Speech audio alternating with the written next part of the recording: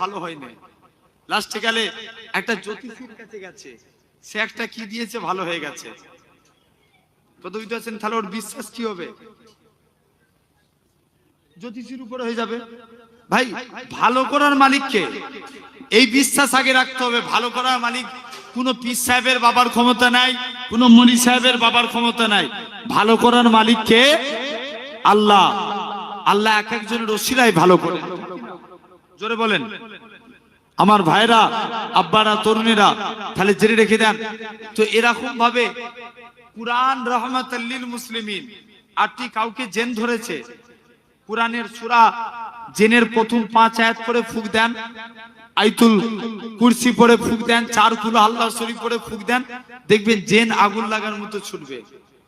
হ্যাঁ কি না? তাহলে কুরআন মুসলমানদের জন্য রহমত।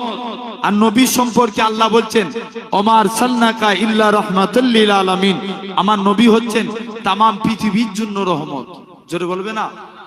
আচ্ছা, শুধু মুসলমানদের জন্য রহমত বড় না তামাম পৃথিবীর জন্য রহমত বড়? কথা বলে না, জোরে বলো।